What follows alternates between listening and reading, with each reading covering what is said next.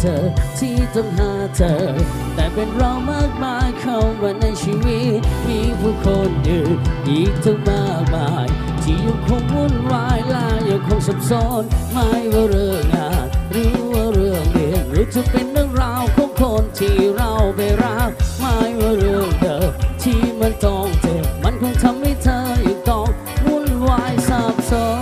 นและฉันคนหนึ่งที่เป็นเหมือนเธอโอ้และไม่มีใครที่จะรู้พ้นที่ปล่อยชีวิตที่ไปตามใจไม่ว่าปัญหาจะมากนักชีวิตเรามันต้องก้าวไปไกลแค่ไหนก็จะไม่หวั่นยังมีเธอข้างกันเดินก้าวไปพร้อมกันตามเชื่อนิรันดร์แค่นั้นก็พอแอบจะได้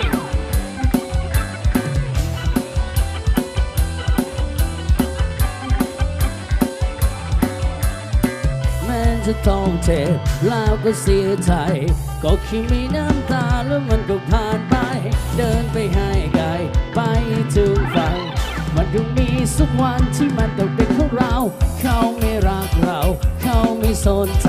ก็จะไปแค่ทำไมกับคนที่มันไม่รักโลกยังกว้างใหญ่คนก็มากมายแต่จะไปกลัวอะไรถ้าใจมันแข็งแข็งโดยฉันคนหนึ่งที่ยังเป็นเหมือนเธอโอ้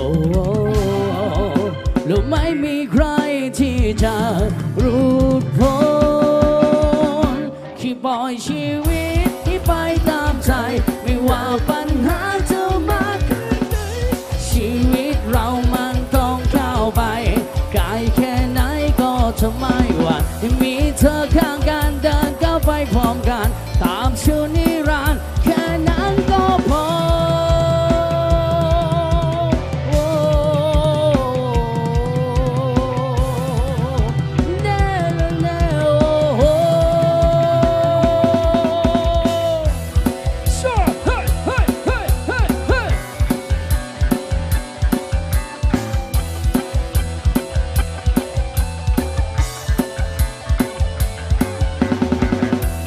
ปล่อยชีวิตที่ไปตามใจ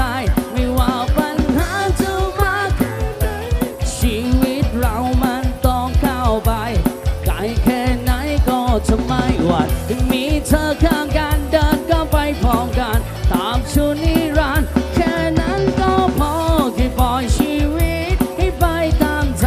ไม่ว่าปัญหาจะมากชีวิตเรามันต้องก้าวไป